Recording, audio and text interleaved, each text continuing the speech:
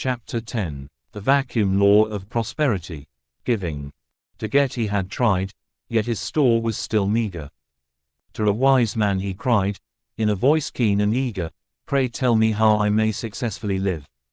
And the wise man replied, "To get you must give." As to giving he said, "What have I to give? I've scarce enough bread, and of course one must live, but I would partake of life's bountiful store." Came the wise man's response, "Then you must give more." The lesson he learned, to get was forgotten, toward mankind he turned with a love new begotten. As he gave of himself in useful living, then joy crowned his days, for he grew rich in giving. Arthur William Beer. The Vacuum Law of Prosperity. Dedicated to Aunt Marg. Nature absolutely abhors a vacuum. Marg made it happen. I must dedicate this chapter to my Aunt Marg, in appreciation of her childlike faith in, and her profound understanding of, this most magnificent law which governs one's prosperity. Even today, it is very seldom that I visit her, without her expressing her heartfelt gratitude to me, for having taught her this great truth about the vacuum law of prosperity. As a consequence of her acquiring that knowledge, Marg and her entire family enjoy many of the comforts of life which they had previously been unable to experience. Moreover, the simple truth is they would still not be enjoying these finer things in life, if it were not for the fact that she gained her new awareness. Although Marg happens to be my aunt, she is only a few years older than I am, and we have been very good friends since our childhood days. I love Marg and her entire family very deeply. Therefore, it should come as no surprise that I have derived a great degree of satisfaction from sharing the ideas contained in this chapter with Marg and her family over many years. It has been a particular joy for me to have had the opportunity of witnessing them apply this new knowledge in such a way that today they are living their lives in an entirely new way. Marg's first introduction to this dynamic law dates back approximately 10 years, to a time when she and her family were attending a series of seminars, which I was then conducting, on the subject of prosperity. Soon after the seminars had been completed, I visited Marg at her home. She, her husband Don, and I were discussing many ideas, all of which had to do with the subject of prosperity. At some point, during the course of our discussion, the issue of their home was raised. Marg looked at her living room, became visibly upset, and angrily proclaimed that she was sick and tired of living the way they had been living. She then pointed to the curtains in her living room and said, "You know something, I absolutely detest those old drapes." I smiled at her and replied, "No you don't, Marg, you love them. Otherwise you wouldn't have kept them so close to you." I continued, "For the only things we have in our life are those things that we love or are in harmony with." Marg told me that she had a difficult time accepting the idea that she could actually be in love with something she found so utterly displeasing. By this point, Don was thoroughly convinced that we had both gone off our rockers. Marg for even attempting to understand what I had been explaining, and me for actually believing it. Nevertheless, I continued with my explanation, and I informed them that if a person remains continually in close proximity with something, be it another person or an object, it can only be because the person is in harmonious vibration with them, or it. The reason I could say this, I explained, was that love is just another word for resonance or harmonious vibration.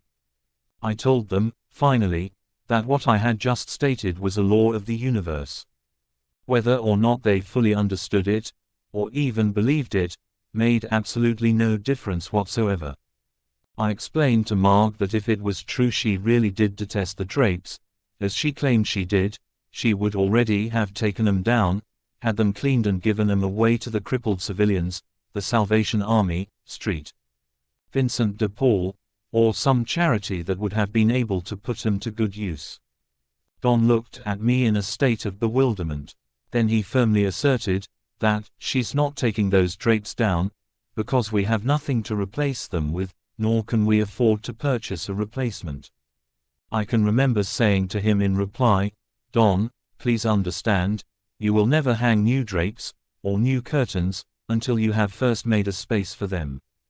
Indeed, I continued, the real secret behind the vacuum law of prosperity lies in the fact that, by giving the old drapes away, you would automatically have been making room for the new.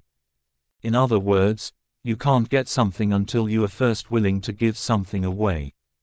Bear in mind, however, that giving means letting go of completely or totally abandoning to another. Clearly, this is an extremely difficult concept for a person who is solely attached to the material world to even comprehend, let alone practice. We discussed the information summarized above for a while longer, and then Marg moved herself into action. She began by taking down the living room drapes which she had looked at in anger for so many years. By doing this, she was immediately ridding herself of the source of so many years of frustration. For every time she looked at, or even thought about, those drapes, a very negative image would instantly flash across the screen of her mind. She would then move herself into a negative vibration, and thereby begin to attract more of what she did not want into her life. As she started removing the drapes from their hooks, Don came very near to exploding in a fit of rage. Nevertheless, Marg would not back down, even in the face of this tremendous opposition, and she continued to act on the idea which I had planted in her mind. Don's response at this point was to say, "Well, I guess we are going to have to buy some new ones now, whether I like it or not." I then explained to them that they should not worry about how they would obtain the new drapes at this juncture. The important thing was that they would soon have what they needed. The reason this was so, I explained, is not really all that difficult to comprehend. Reduced to its most simple level, we can say that people will soon become tired of living their lives in a fishbowl. For a little while, Don and Marg lived without any drapes hanging on their window. But then one day I visited their home, and sure enough, Marg had the drapes which she wanted, and she had them right where she wanted them.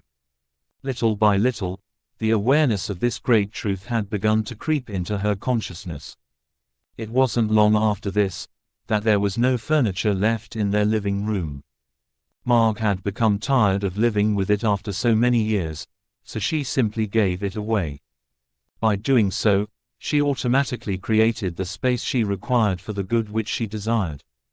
Soon their entire home had been completely refurnished and redecorated, and now she has it, just the way she wants it. A few days ago, my wife and I were visiting Don and Marg in their home. As we were driving away, Linda said to me, "Their home really looks nice, doesn't it?"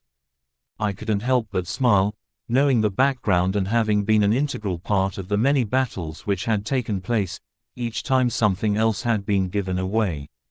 The last time I spoke to Marg on the telephone, she said, "Isn't it incredible, what a tremendous difference a little bit of knowledge can make in your life? You only have to learn a little bit to receive so much." That statement is oh so true. For a little bit of awareness does make a tremendous difference in results. Therefore ask yourself, what do you have lying around you that you really don't like?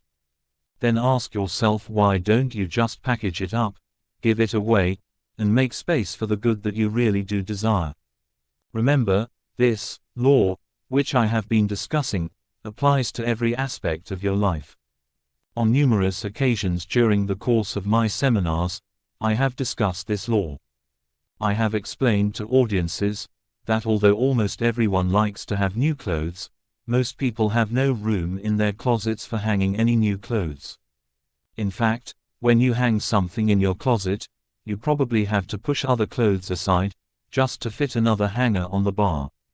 The irony is, however, that many of the clothes that are hanging in your closet, you probably don't even wear. In saying this, I am well aware that some of your clothes may have been expensive, so you are rather reluctant to dispose of them.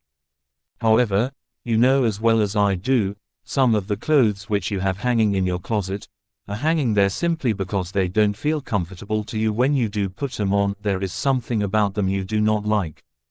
Therefore, I would strongly suggest, simply give them away. By doing this, you will automatically be making room for the new clothes which are inevitably going to follow. Set the following project for yourself and then carry it out, right now. Check your own clothes closet very carefully, as if with a fine-toothed comb, and then remove all of the clothes you no longer wear. Once you have done this, simply give them away. By doing this, you will thereby create a vacuum or void.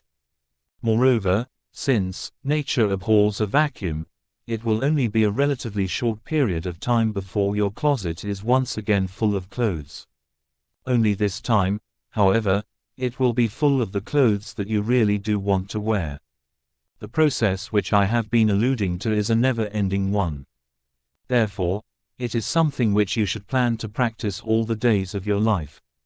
In other words, you must continually be making space for the good which you desire. Keep this information constantly in the forefront of your mind. For the crucial element in this vacuum law of prosperity is that you must let go of the old before you will ever make room for the new. Another word of caution: never sell the articles which you no longer want, just give them away. I realize this advice might run contrary to the way in which you have been conditioned to live your life. But you must understand that, in giving, you will also be receiving. On the other hand, if you sell the articles, the money which you receive for them will be all that you will get, in the bargain. This may sound like a rather peculiar approach to take, but it is nonetheless the proper one. Please understand, you can never give too much of anything. Nevertheless, when you do give, fully expect to receive something in return. Very rarely will you receive from that source to which you gave. But receive you must, just as surely as rain must fall when two clouds collide. Therefore, gaining a good grounding in this universal law will be of great personal benefit to you. Remember also that you are not working with specific individuals or with specific things.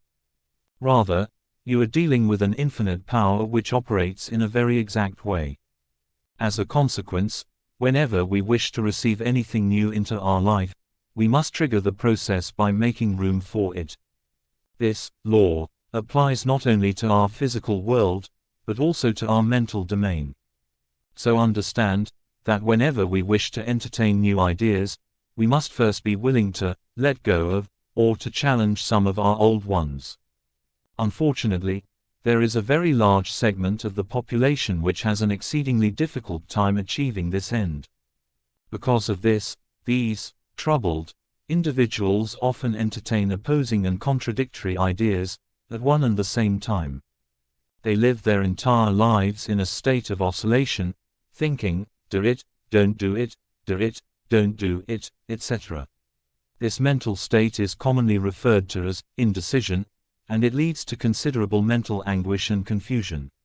Be aware that indecision, or confusion, can be one of the greatest, if not the greatest, cause of people being held back from accomplishing great things in their lives. Why we hold on to the old?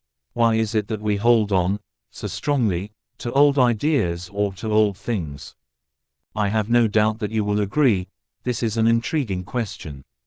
In fact, it is so intriguing that if you were to ask 1,000 different people this same question, you would probably obtain enough answers to fill a book. Unfortunately, however, almost all of the answers which you would receive would be dealing with the secondary causes, and not the primary one, of this horrendous problem. But if you were to go directly to the primary cause of the problem, you would soon discover that although it lies deep within each individual, it is virtually the same for everyone. Let me not hold you in suspense any longer. The answer to the question would be as follows: we hold on to old ideas and old things because we lack faith in our ability to obtain new ideas and new things. This, of course, leads to a condition of insecurity, which stems, at its root, from an inability to understand who and what you are. And a lack of awareness of your true relationship with the infinite power will always leave you with a distorted image of yourself. Therefore, you must reach the point where you realize that your true self knows no limits. That in truth, you are quite capable of having, doing, or being virtually anything you desire to be. But when individuals fail to appreciate this basic truth, when they are honestly convinced that their supply is limited and that their real security lies in money or things, they will be afraid to try anything new. Indeed, it takes no great wisdom to understand that they will want to hold on to what they already have, and then they will try to accumulate even more of the same. If you so desire, you may put this vacuum law of prosperity to a very simple and practical test yourself. Just take an ordinary cup and set it on a table, or on your desk. Then ask yourself whether you are able to put anything else where that cup rests. The answer, of course, is that you cannot, at least, not until you remove the cup. The same principle holds true with respect to a piece of furniture. Therefore, as long as your sofa sits where it is presently sitting, you cannot put a new sofa in its place. Similarly, as long as your clothes hang where they are hanging, you cannot put new clothes in their place. The identical principle is also applicable in the realm of ideas. For example, if you have one idea in your mind suggesting you should be traveling east, and then all of a sudden another idea pops into your mind suggesting you should be traveling west, it goes without saying that you will be placed in a serious bind. For there is absolutely no way that you can travel in both directions simultaneously. Clearly, it is absolutely essential that you let go of the one idea before you can move yourself into action on the other. The reason for this, as we have already stated, is that nature truly abhors a vacuum. Therefore, if you sincerely desire to receive something which is new, you must first make room for it by ridding yourself of that which is old. This is an ironclad law of life, and yet, you might encounter one person in 1,000 who truly understands it. Nevertheless, when you do encounter that one person in 1,000, you will see before you someone who not only lives in extreme comfort today, but someone who is also moving ahead in life each day, and at a fairly rapid rate of speed. So put the law to the test in your own life. Use the ideas contained in the various chapters of this book and you will find that the law works every time. It never fails. Remove the kinks from your mind. God never expresses himself other than perfectly. Therefore, whatever imperfection does exist, it is always the result of our individual or collective modes of thinking. Since this is true, it is not necessary that you hold on to anything, for fear of losing it. In fact, the truth is, you will never truly enjoy anything you must hold on to, because freedom in all negative areas of your life is absolutely essential if you are to grow into the truly great human being who you are quite capable of one day becoming. Stated slightly differently, we can say that energy must flow through you freely without any obstructions, if you are to achieve the good which you desire. At this point you may be asking, what are these obstructions that I have been referring to? Let me list some of them. They include doubt, guilt, resentment, and any thoughts of lack or limitation. They include any negative ideas which have a tendency to block the flow of creative energy to and through you. For example, you might very well be attempting to get a beautiful image in your mind, which would cause you to feel wonderful, and yet because of these inhibitors, as they are sometimes called, you end up with nothing but frustration. Your problem, whether you realize it or not, is that you haven't created the space for the beautiful image which you are trying to create. Therefore, you must resolve yourself to let go of all of these obstructions, to enable you to make a space for the good you desire. You should visualize your body as being an instrument through which a non-physical, creative energy flows. You should liken it to an ordinary garden hose, which you may be using to water the garden at the back of your home. Suppose, for a moment, that you decide to water the flower bed in the front of your home. In order to accomplish this, you must drag the hose to the front of the house. But while you are dragging it, suppose that you form a loop in the hose and as you pull on it, unbeknownst to you, it kinks.